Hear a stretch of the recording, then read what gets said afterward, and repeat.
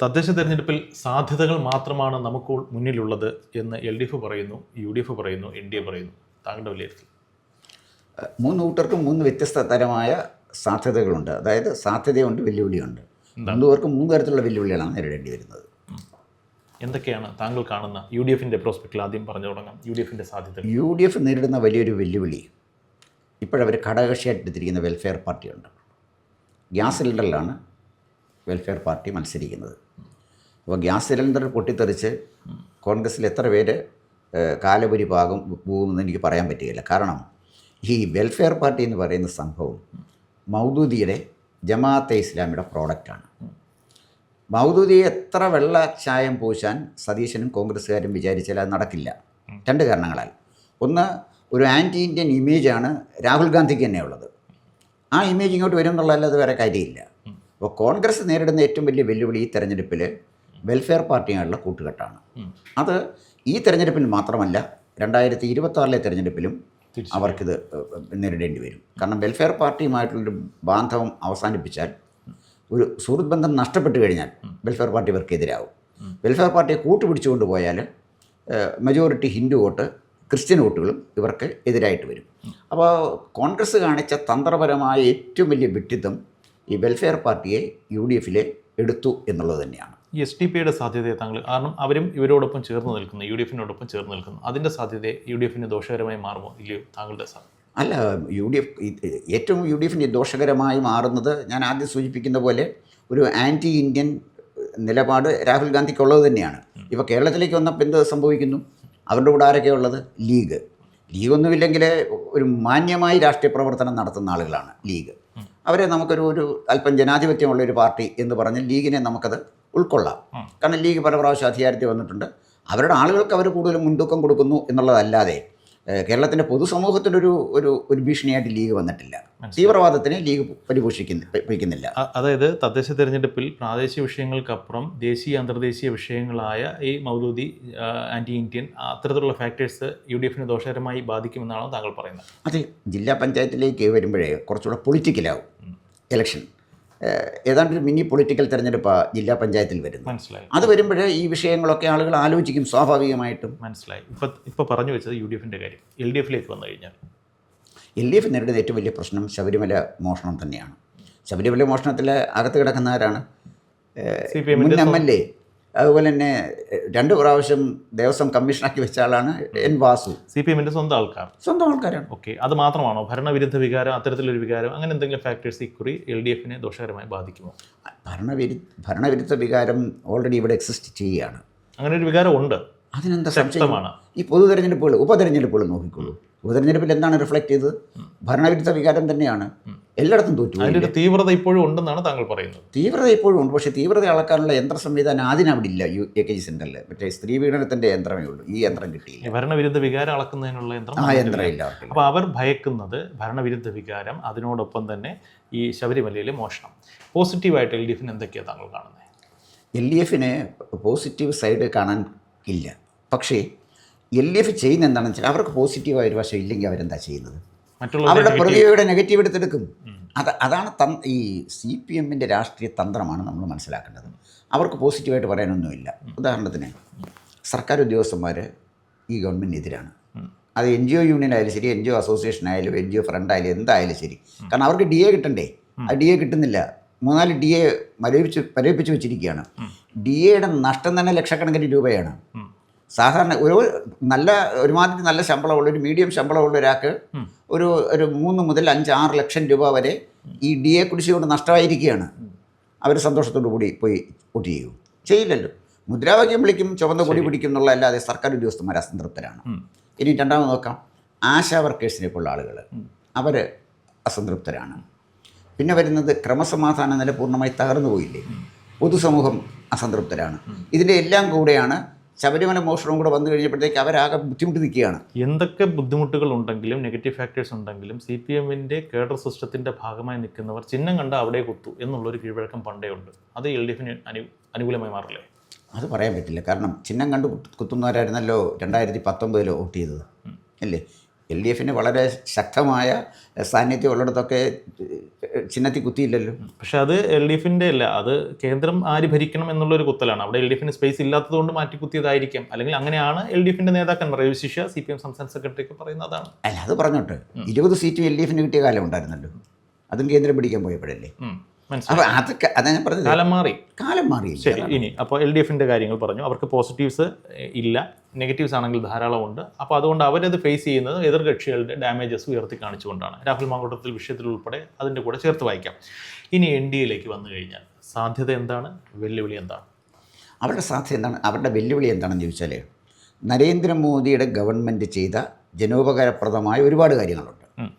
അത് ഈ സമൂഹത്തിനെ എഡ്യൂക്കേറ്റ് ചെയ്യുന്നതിനകത്ത് പൂർണ്ണമായി അവർ പരാജയപ്പെട്ടു. നമ്പർ 1. നമ്പർ 2, BJP-ക്ക് എത്ര പ്രസിഡന്റുമാർ മാറി വന്നു.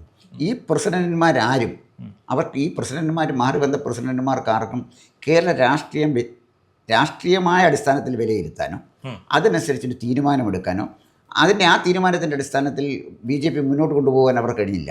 ഇല്ല, ചക്ക വീണ് മുയലിയെത്തി കഴിയുമ്പോഴത്തേക്ക് ഇതെല്ലാം ഞങ്ങളുടെ വിജയം, അല്ലെങ്കിൽ ഞാനും പിന്നെ മുതലയമ്മാച്ചനും കൂടെ കാളയെ പിടിച്ചെന്ന് കുരങ്ങ് പറഞ്ഞ പോലെയുള്ളൂ. അപ്പോൾ അതിനകത്ത് മോഡിയുടെ ബേസിൽ കിട്ടുന്ന ഈ വോട്ട് കണ്ടുകൊണ്ട് ഇതെല്ലാം തൻ്റെ നേട്ടമാണല്ലേ തങ്ങളുടെ നേട്ടമാണെന്ന് പറയുന്നതിൻ്റെ അർത്ഥമില്ല. ഇവിടെ പ്രോബ്ലം എവിടെയാണെന്ന് ചോദിച്ചു കഴിഞ്ഞാൽ, മോദി ഗവൺമെൻറ് ചെയ്യുന്ന ഒരുപാട് കാര്യങ്ങളുണ്ട്, 100 കൂട്ടം കാര്യങ്ങൾ പറയാനുണ്ട്. ഇതൊക്കെ ജനങ്ങളിൽ എത്തിക്കാൻ BJP-യുടെ പ്രശ്നം എവിടെയാണെന്ന് വെച്ചാൽ, തങ്ങളുടെ സാധ്യത എന്താണെന്ന് കണ്ടെത്താൻ BJP-ക്കാർക്ക് ഇന്നും കഴിഞ്ഞിട്ടില്ല എന്നുള്ളതാണ് വാസ്തവം. 2018-ൽ ശബരിമലയിലെ സ്ത്രീ പ്രവേശവുമായി ബന്ധപ്പെട്ട വിവാദം വന്നപ്പോൾ അന്നത്തെ സംസ്ഥാന അധ്യക്ഷനായിരുന്ന ശ്രീധരൻ പിള്ള അന്ന് പറഞ്ഞത് ഇതൊരു സുവർണ അവസരമാണെന്നുള്ളതാണ്. വർഷങ്ങൾക്കിപ്പുറം ഒരു തദ്ദേശ തെരഞ്ഞെടുപ്പ് നടക്കുമ്പോൾ വീണ്ടും ശബരിമലയിലെ ഒരു സ്വർണ്ണപ്പാളി വിവാദം വരുമ്പോൾ ഇത് അവർക്കൊരു സുവർണ അവസരമായി മാറും എന്ന് പറഞ്ഞാൽ യോജിക്കുമോ വിയോജിക്കുമോ? അല്ല, ശ്രീധരൻപിള്ള സുവർണാവസരമാണ് മാറുമെന്ന് പറഞ്ഞിട്ട് സുവർണാവസരമായില്ലല്ലോ. സുവർണാവസരമായിട്ട് വോട്ട് വിഹിതം കൂട്ടാൻ സാധിച്ചു. പക്ഷേ സുവർണാവസരമായി മാറും എന്ന് ആ പ്രസിഡന്റ് പറഞ്ഞു തന്നെ ഒരു പൊളിറ്റിക്കൽ സ്റ്റേറ്റ്മെന്റ് അല്ല. ബുദ്ധിയുള്ളൊരു പ്രസിഡന്റ് ഒരിക്കലും ഇത് പറയില്ല. ശ്രീധരൻപിള്ള നല്ല അഡ്വക്കേറ്റ് ആണ്. അദ്ദേഹം രഹസ്യമായി പറഞ്ഞത് അരമന രഹസ്യം അങ്ങാടിപ്പാട്ടായി പോയി. അത് ശ്രീധരൻപിള്ളയുടെ കുറ്റമാണോ? അല്ല, ശ്രീധരൻപിള്ള ഒരു പബ്ലിക് ഫംഗ്ഷന് വരുമ്പോൾ അവിടെ രഹസ്യമില്ല. രഹസ്യം പറയേണ്ടത് എവിടെയാണെന്ന് ചോദിച്ചു കഴിഞ്ഞാൽ, പാർട്ടിയുടെ കേഡർ മാത്രമേ, അല്ലെങ്കിൽ പാർട്ടി ലീഡേഴ്സ് ഇരിക്കുന്നിടത്താണ് പറയുന്നത്. അവിടെയാണ് പറഞ്ഞത്. അത് ഓഡിയോയിൽ കൂടെ എങ്ങനെയോ ലീക്കായതാണ് ഈ സംഭവം. അത് പാർട്ടിയുടെ ദൗർബല്യം തന്നെയല്ലേ കാണും. ഓക്കെ, അതവിടെ നിൽക്കട്ടെ. ഇപ്പോൾ അവരെ സംബന്ധിച്ചിടത്തോളം എല്ലാ തെരഞ്ഞെടുപ്പ് വരുമ്പോഴും BJP-യുടെ ഏറ്റവും വലിയ വെല്ലുവിളി അല്ലെങ്കിൽ ന്യൂനതയായിട്ട് പറയുന്നത് കേന്ദ്ര സർക്കാർ നടപ്പാക്കുന്ന ജനക്ഷേമ പദ്ധതികൾ എന്താണെന്ന് പോലും അവർക്ക് തന്നെ നിശ്ചയമില്ല, അത് ജനങ്ങളിലേക്ക് എത്തിക്കാൻ അവർക്ക് സാധിക്കുന്നില്ല. ഏത് തെരഞ്ഞെടുപ്പ് വന്നു കഴിഞ്ഞാൽ കലണ്ടർ മനോരമ തന്നെ എന്ന് പറയുന്നത് പോലെ, ഏത് വർഷവും കലണ്ടർ മനോരമ തന്നെ എന്ന് പറയുന്നത് പോലെ, ഏത് തെരഞ്ഞെടുപ്പ് വന്നാലും കേന്ദ്രത്തിൻ്റെ പദ്ധതികൾ ജനങ്ങളിലേക്ക് എത്തിക്കുന്നതിൽ സംസ്ഥാനത്തെ നേതാക്കന്മാർ പരാജയപ്പെടുന്നു.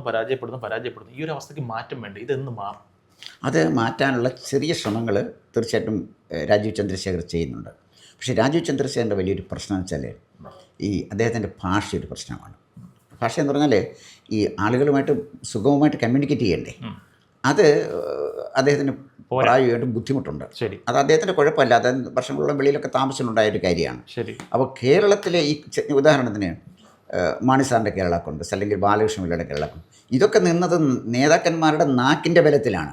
കേരളത്തിലെ പല ഘടകകക്ഷികൾ ഓടിക്കൊണ്ടിരുന്നത് നേതാവിൻ്റെ നാക്കിൻ്റെ ബലത്തിലാണ്. ഘടകകക്ഷിയിലേക്ക് നമ്മൾ വരുന്നുണ്ട്. അപ്പോൾ BJP സംബന്ധിച്ചിടത്തോളം രാജീവ് ചന്ദ്രശേഖരൻ്റെ പ്രശ്നങ്ങൾ താങ്കൾ പറഞ്ഞു. പക്ഷേ വേറെയും കുറേ നേതാക്കന്മാരുണ്ടല്ലോ. അദ്ദേഹം വന്നതിന് ശേഷം ഇവിടെ ഒരുപാട് വൈസ് പ്രസിഡന്റുമാർ, BJP സംബന്ധിച്ചിടത്തോളം വൈസ് പ്രസിഡന്റുമാരെ തട്ടിയിട്ട് നടക്കാൻ നിവൃത്തിയില്ലാത്ത അവസ്ഥയാണ്. ഇത്രയധികം വൈസ് പ്രസിഡന്റുമാരുണ്ട്, സെക്രട്ടറിമാരുണ്ട്, ജോയിന്റ് സെക്രട്ടറിമാരോ ജനറൽ സെക്രട്ടറിമാരോ, പല തസ്തികളുള്ള ആൾക്കാരുണ്ട്. ഇവർക്ക് ആർക്കും മോദിയുടെ പദ്ധതികൾ ജനങ്ങളിലേക്ക് എത്തിക്കാൻ പറ്റുന്നില്ല എന്ന് പറഞ്ഞു കഴിഞ്ഞാൽ അവരെ കൊണ്ട് പറ്റില്ലെങ്കിൽ കളഞ്ഞിട്ട് പൊയ്ക്കൂടെ എന്ന് ചോദിക്കുന്നതിന് തുല്യമല്ലേ? സിമ്പിളായിട്ട് ചോദ്യം ചോദിക്കട്ടെ.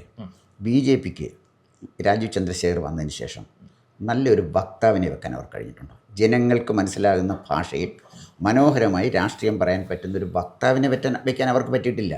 ഒരു പരിധി വരെ അതിന് പറ്റുന്ന, നന്നായിട്ട് സംസാരിക്കാൻ പറ്റുന്ന ആളാണ് ശോഭാ സുരേന്ദ്രൻ. അവരെ ഇവരടിപ്പിക്കില്ല.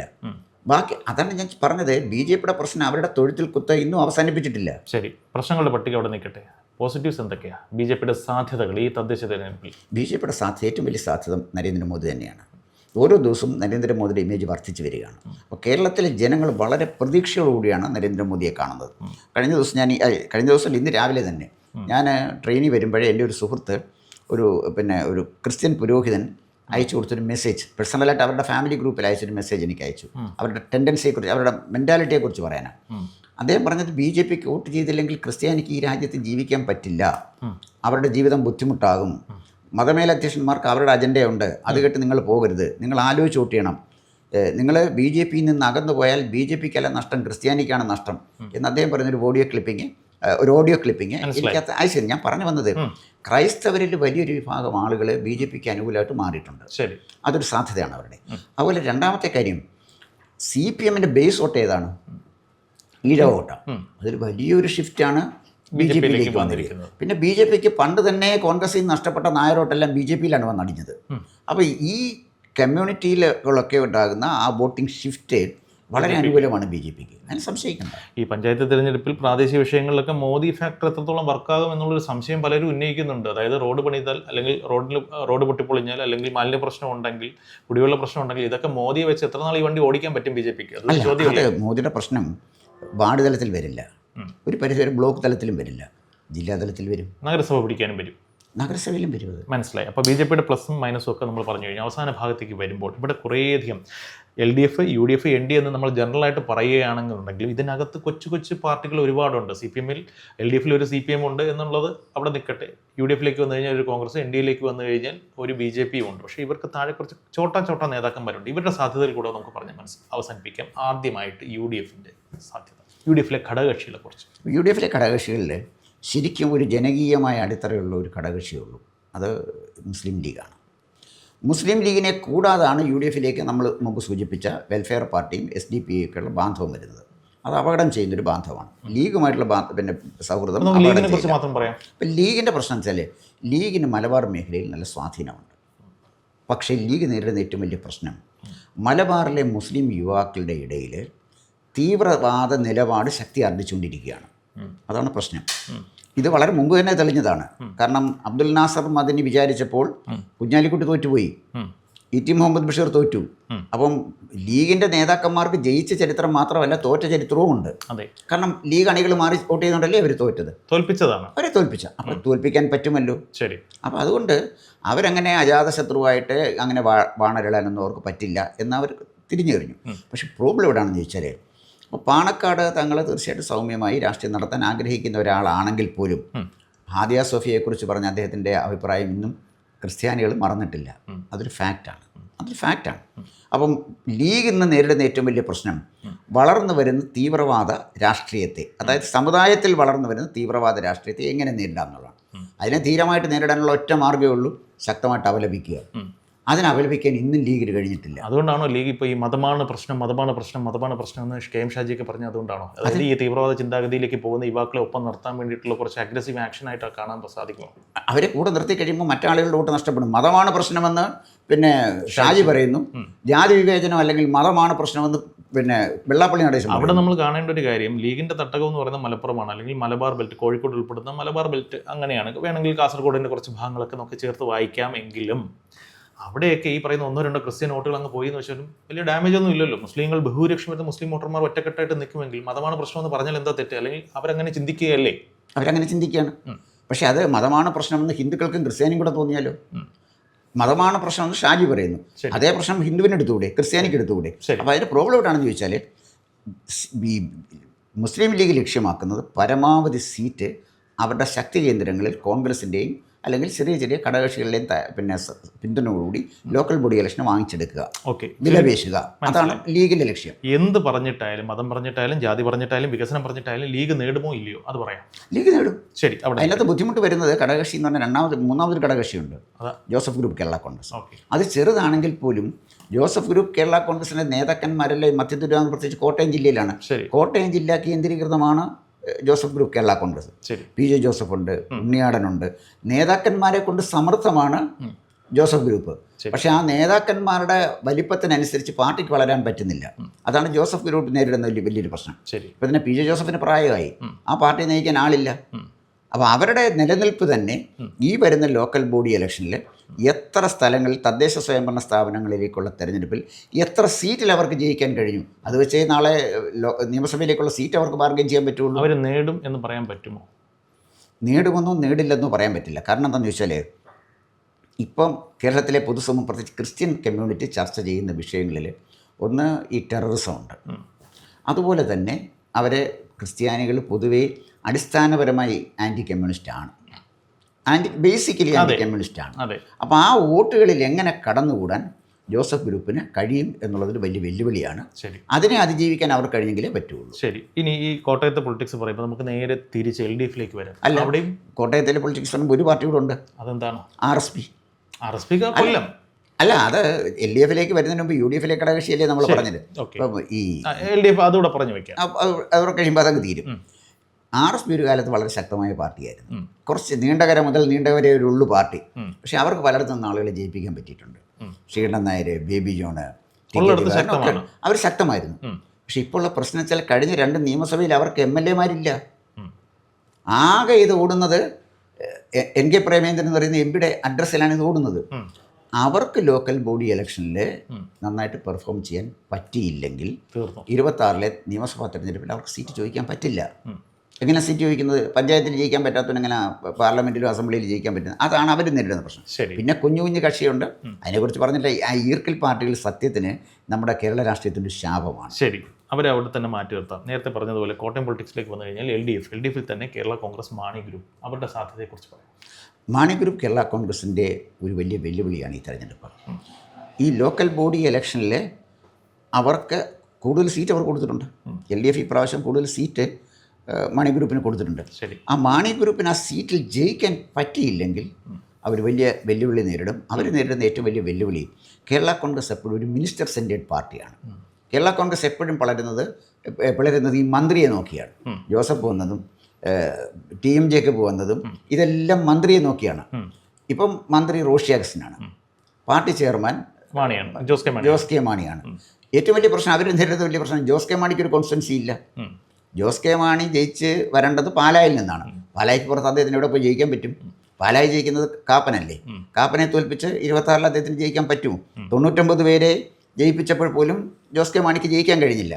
പക്ഷേ ജോസ് കെ മാണിക്ക് വലിയൊരു സാധ്യതയുണ്ടായിരുന്നു. അത് ജോസ് കെ മാണി ഉപയോഗപ്പെടുത്തിയില്ല. കാരണം മറ്റ് കേരള കോൺഗ്രസിൽ നിന്നും ഏതൊക്കെ തലത്തിലാണ് തൻ്റെ കേരള കോൺഗ്രസ് വ്യത്യസ്തമാണ് ആയിരിക്കുന്നത് എന്ന് പബ്ലിക്കിനെ ധരിപ്പിക്കാൻ, പൊതുസമൂഹത്തിനെ ധരിപ്പിക്കാൻ ജോസ് കെ മാണി പരാജയപ്പെട്ടു പോയി. അതായത് ബാലകൃഷ്ണപിള്ളയുടെ കേരള കോൺഗ്രസ് വയ്ക്കുക, എന്താണ് അവരുടെ ഒരു പ്രത്യയശാസ്ത്രം? പറയാം. പ്രത്യേകിച്ച് ശാസ്ത്രം ഉണ്ടോ? അല്ല, അതാണ് ഞാൻ ചോദിക്കുന്നത്. ആൻ്റണി രാജുവിൻ്റെ പാർട്ടിയുണ്ട്, എന്താ അവരുടെ പ്രത്യയശാസ്ത്രം? അതുമില്ലല്ലോ. ജോസഫിൻ്റെ പ്രത്യയശാസ്ത്രം എന്താണ്? താങ്കൾ കൃത്യം രാഷ്ട്രീയം നിരീക്ഷിക്കുന്ന, കേരള ശബ്ദത്തിൽ എഴുതുന്ന രാഷ്ട്രീയ നിരീക്ഷകനാണ്. അപ്പോൾ താങ്കൾക്കറിയത്തില്ല, ഈ പബ്ലിക്കിനെങ്കിലും എങ്ങനെ അറിയാനൊക്കും? പ്രത്യയശാസ്ത്രം ഇല്ലല്ലോ. അവർക്ക് തന്നെ അറിയില്ല അവരുടെ ശാസ്ത്രം എന്താണ്. അല്ല, അറിയാവുന്ന ഒരു പാർട്ടിയാണ് മാണി ഗ്രൂപ്പ് കേരള കോൺഗ്രസ്. അതാണ് ഞാൻ പറഞ്ഞത്. മാണി സാർ ഇത് വളരെ മുൻകൂട്ടി കണ്ടുകൊണ്ട് അദ്ദേഹം അധ്വാനവർഗ സിദ്ധാന്തം ആവിഷ്കരിച്ചു. എന്തിനാണെന്ന് ചോദിച്ചാൽ, കേരളത്തിലെ മധ്യവർഗത്തിനെയും തൊഴിലാളി വർഗത്തിനെയും ഒപ്പം നിർത്താൻ കഴിഞ്ഞില്ലെങ്കിൽ കേരള കോൺഗ്രസിലൂടെ സർവൈവ് ചെയ്യാൻ കഴിയില്ല. അതുകൊണ്ടാണ് അദ്ദേഹത്തിന് പിന്നെ അധ്വാനവർഗ സിദ്ധാന്തം പറഞ്ഞ് LDFിൻ്റെ കൂടെ നിൽക്കും, മധ്യവർഗ സിദ്ധാന്തം പറഞ്ഞ് അദ്ദേഹം UDFിൻ്റെ കൂടെ നിൽക്കും. അത് വളരെ തന്ത്രപൂർവ്വം കളിച്ചു. പക്ഷേ ഈ അധ്വാനവർഗ സിദ്ധാന്തം എന്താണെന്നും കേരള കോൺഗ്രസ് മാണി ഗ്രൂപ്പിൻ്റെ പ്രത്യയശാസ്ത്രം എന്താണെന്നും കൃത്യമായി ജനങ്ങളെ ധരിപ്പിക്കുന്ന കാര്യത്തിൽ ജോസ് കെ മാണി പരാജയപ്പെട്ടു. അപ്പോൾ അതുകൊണ്ട് ഇക്കുറി അദ്ദേഹത്തിന് നേടാൻ സാധിക്കുമോ ഇല്ലയോ? അല്ല, അത് തെരഞ്ഞെടുപ്പ് കഴിഞ്ഞ് ഞാൻ പറഞ്ഞു വരുന്നത് സാധ്യതകളെ കുറിച്ച് നോക്കുമ്പോഴേ കോട്ടയത്തെ ക്രിസ്ത്യാനികൾ അവരിൽ എങ്ങനെ ഈ തെരഞ്ഞെടുപ്പ് പ്രതിഫലിക്കും എന്നുള്ളൊരു വലിയ പ്രശ്നമാണ്. അതിൻ്റെ കാര്യം എന്താ വെച്ചാൽ, മാണി ഗ്രൂപ്പിൻ്റെ ഒരു പഞ്ചായത്ത് മെമ്പർക്കോ അല്ലെങ്കിൽ ഇപ്പോൾ പഞ്ചായത്ത് ബ്ലോക്ക് അങ്ങ് വിടാം, അത് വ്യക്തിപരമായ കാര്യം. ജില്ലാ പഞ്ചായത്തിലേക്ക് ഒരാളെ ജയിപ്പിക്കണമെങ്കിൽ അതിൻ്റെ പൊളിറ്റിക്സ് വേണം. ആ സ്ഥാനാർത്ഥിക്ക് ഈ ഗവൺമെൻറ് വിരുദ്ധ വികാരങ്ങൾ, സ്വർണ്ണക്കൊള്ള, ഇതൊക്കെ അവരെയും ബാധിക്കുന്നല്ലേ. സ്വർണ്ണക്കൊള്ള നടത്തിയ ഒരു ഗവൺമെൻറ്റിനെ അല്ലെങ്കിൽ ഒരു പൊളിറ്റിക്കൽ പാർട്ടിയെ സപ്പോർട്ട് ചെയ്ത് നിന്ന് പിന്നെ മാണി ഗ്രൂപ്പ് എന്ത് വിശദീകരണമാണ് കോട്ടയത്തെ ക്രിസ്ത്യാനിയോട് പറയാൻ പോണത്? തന്നെയല്ല, അവരെ സംബന്ധിച്ചിടത്തോളം ഈ ശബരിമലയ്ക്ക് ക്രിസ്ത്യാനികൾക്ക് ഒരു വിഷയമായിട്ട് മാറുമോ ഈ തെരഞ്ഞെടുപ്പിൽ? അല്ല, ശബരിമല ഒരു വിഷയമായിട്ട് മാറും വെച്ചാൽ, ക്രിസ്ത്യാനികൾ വളരെ കേരളത്തിൽ ഏറ്റവും ആലോചിച്ച് വോട്ട് ചെയ്യുന്നൊരു കമ്മ്യൂണിറ്റി ക്രിസ്ത്യൻ കമ്മ്യൂണിറ്റിയാണ്. അത്ര തന്ത്രപൂർവ്വം വോട്ട് ചെയ്യുന്നവരാരുമില്ല. അപ്പോൾ അവർക്കറിയാം എവിടെ വോട്ട് ചെയ്യണം. ഒരു വോട്ട് പോലും പാഴാക്കാതെ അവർ ചെയ്യും. വോട്ട് എണ്ണം കുറവാണ്, പക്ഷേ അവർ വോട്ട് ചെയ്യും, കൃത്യമായിട്ട് വോട്ട് ചെയ്യും. ഏതായാലും ഈ തെരഞ്ഞെടുപ്പിൽ അവർ മാണി കോൺഗ്രസിനൊപ്പം നിന്നില്ല എന്നുണ്ടെങ്കിൽ ആ പാർട്ടിയുടെ കാര്യം തീരുമാനമായി, തീർന്നു. പിന്നെ 2026 തീർന്നു, ഒന്നുമില്ല. ശരി, ഇനി നമുക്ക് NDAയിലേക്ക് വരാം. അവിടെ പറയാൻ BJP മാത്രമേ ഉള്ളൂ. പിന്നെ ഒരു കുടം അവിടെ എവിടെയോ സൈഡിൽ വെച്ചിട്ടുണ്ട്. വെള്ളമുണ്ടോ ഇല്ലയോ എന്നൊന്നും ആർക്കും കൃത്യമായ ധാരണ ഇല്ലാത്തൊരു കുടം. ഈ കുടത്തിൻ്റെ അവസ്ഥ എന്താവും? BDJS അല്ല, BDJSൻ്റെ കുടമല്ല പ്രശ്നം. BDJSന് വലിയൊരു സോഴ്സ് അപ്പുറത്ത് കിടപ്പുണ്ട്. അത് SNDP യോഗമാണ്. കുടത്തെ അത് ഒതുക്കി നിർത്തരുത്. BDJSൻ്റെ ശക്തി സ്രോതസ് എന്ന് പറഞ്ഞാൽ SNDP യോഗമാണ്. BDJSൻ്റെ ചെയർമാൻ തുഷാർ വെള്ളാപ്പള്ളി SNDP യോഗത്തിൻ്റെ വൈസ് പ്രസിഡൻറ്റും കൂടാണ്. അദ്ദേഹത്തിന് SNDP യോഗമുണ്ട്, അവരുടെ മിഷനറി ഉണ്ട്, അവർക്ക് സംവിധാനമുണ്ട്. BDJSൻ്റെ ഒരു സാന്നിധ്യം BJPയിലേക്ക് ഈഴവ വോട്ടുകൾ ഒഴുകാൻ ഒരുപാട് സഹായിച്ചു. നമ്മൾ BDJSനെ അങ്ങനെ കുറച്ച് കാണണ്ട. പക്ഷേ ഈഴവർ വലിയ കൺഫ്യൂസ്ഡ് ആണെന്നാണ് ഞാൻ മനസ്സിലാക്കുന്നത്. കാരണം അപ്പൻ LDFൻ്റെ സ്തുതിപാഠകനായിട്ട് നിൽക്കുന്നു, മകൻ BJPക്കൊപ്പം നിൽക്കുന്നു. ഇതിൽ ആരോടൊപ്പം പോകണം? ഇന്നല്ലെങ്കിൽ നാളെ അപ്പൻ പോയി അവിടെ മകൻ വരികയും ചെയ്യും. അല്ല, അതിനകത്ത് വെള്ളാപ്പള്ളി നടേശനെ ഞാൻ ഇൻ്റർവ്യൂ ചെയ്തിരുന്നു. അദ്ദേഹത്തിൻ്റെ നിലപാടിൽ എനിക്കൊരാശങ്കയും തോന്നിയില്ല. വളരെ ക്ലിയറാണ്.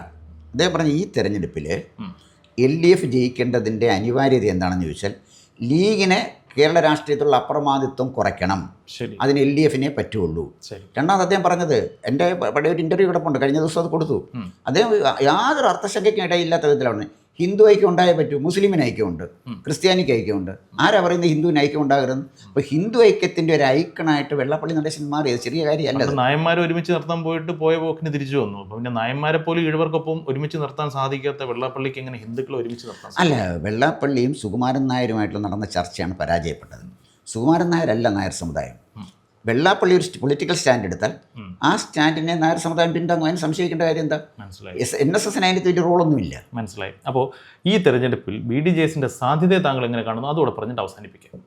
BDJSൻ്റെ സാധ്യത എങ്ങനെയാണെന്ന് ചോദിച്ചാൽ BJP കൂടി യോജിച്ച് നന്നായിട്ട് കൊണ്ടുപോയാൽ BDJSൻ്റെ സാധ്യതയുണ്ട്. ശരി. പക്ഷേ NDAയുടെ ഒരു പ്രശ്നം എവിടെയാണെന്ന് ചോദിച്ചാൽ അത് കരുണാകരനെ പണ്ട് NDP ഉണ്ടാക്കി NSSൻ്റെ സഹായത്തോടെ. കരുണാകരൻ തന്നെ SRP ഉണ്ടാക്കി SNDP യോഗത്തിൻ്റെ സഹായത്തോടെ. അപ്പോൾ NDP ഉണ്ടായിക്കഴിഞ്ഞാൽ SNDPക്കാരോട് പറഞ്ഞ് NDP ഇതായിരിക്കുന്നു, നിങ്ങൾ SRP ഉണ്ട്. ഇവർ രണ്ടുപേരെയും കൂടെ UDFിൽ വെച്ചു. NDP സാമ്പത്തിക സംവരണം, പിന്നെ SRP സാമുദായിക സംവരണം. ഇവർ രണ്ടുപേരെ ഇരുത്തി, ഇവർ രണ്ടുപേർക്കും മന്ത്രിസ്ഥാനം ഉണ്ടായിരുന്നു UDF ഗവൺമെൻറ്റിൽ. അപ്പോൾ അവരെ രണ്ടുപേരെ ഇരുത്തി കരുണാകരൻ ഭരിച്ചു. ഇതിനെന്ന് പറയുന്നത് ഇത് ഭയങ്കര രാഷ്ട്രീയ തന്ത്രമാണ്. ഈ തന്ത്രത്തിൻ്റെ അടുത്തെത്താൻ പറ്റുന്ന, ഈ തന്ത്രം ആവിഷ്കരിക്കാൻ കഴിയുന്ന ഒരു നേതാവ് BJPയിലില്ല. BJPയുടെ പ്രശ്നം വെച്ചാൽ BJPക്ക് വോട്ട് ചെയ്യാൻ ആളുണ്ട്, പക്ഷെ നയിക്കാൻ നേതാവില്ല. അതേസമയം ഇപ്പോൾ BDJSനെ കൗണ്ടർ ചെയ്തുകൊണ്ട് ഈ 164-68 കമ്മ്യൂണിറ്റി ഉണ്ട്, ഫോർവേഡ് കമ്മ്യൂണിറ്റി. അപ്പോൾ BDJSൻ്റെ നിലപാട് അവിടെ നിൽക്കട്ടെ, മറ്റ് കമ്മ്യൂണിറ്റിയെ കൂടെ പ്രതിനിധീകരിക്കുന്ന ഒരു പാർട്ടി കൂടെ NDAയിൽ ഉണ്ടായിരുന്നുവെങ്കിൽ കരുണാകരൻ ചെയ്തതുപോലെ ബാലൻസ്ഡ് ആയിന്. അപ്പോൾ അതിൻ്റെ ഗുണമെന്ന് വെച്ചാൽ ഇതിൻ്റെ ഗുണം BDJSനും കിട്ടിയതിനും പുതുതായിട്ട് വരുന്ന പാർട്ടിക്കും കിട്ടിയതിനും. അങ്ങനെയാണ് NDPയുടെ സ്ഥാനാർത്ഥിക്ക് ഈഴവ കമ്മ്യൂണിറ്റി വോട്ട് ചെയ്തു, SRPയുടെ സ്ഥാനാർത്ഥിക്ക് നായർ കമ്മ്യൂണിറ്റി വോട്ട് ചെയ്തു. അങ്ങനെ കരുനാഗപ്പള്ളിയൊക്കെ ജയിച്ചത്. അപ്പോൾ അതൊരു പൊളിറ്റിക്കൽ രാഷ്ട്രീയ തന്ത്രമാണ്. ആ തന്ത്രം ആവിഷ്കരിക്കണമെങ്കിൽ അനുഭവ സമ്പത്ത് വേണം, കേരളത്തെക്കുറിച്ച് പഠിക്കണം. അത് ഇത്തരം നേതാക്കന്മാർ ഇപ്പോൾ ഇല്ല, BJP ഇല്ല എന്നുള്ളതാണ് പ്രശ്നം. ഇവിടെ എന്തൊക്കെ തന്ത്രങ്ങൾ പറഞ്ഞാലും ജനങ്ങളാണ് തീരുമാനിക്കുന്നത്. അവരുടെ തീരുമാനം എന്താണെന്ന് നമുക്ക് നോക്കാം, ശേഷം ചർച്ച. കൂടുതൽ വാർത്തകളും വിശേഷങ്ങളും നേരിട്ട് ലഭിക്കാൻ ജനങ്ങളിൽ നിന്ന് ജനങ്ങളിലേക്ക് ജനഭൂമി ന്യൂസ് സബ്സ്ക്രൈബ് ചെയ്യൂ. ബെൽ ബട്ടൺ അമർത്താനും മറക്കരുത്.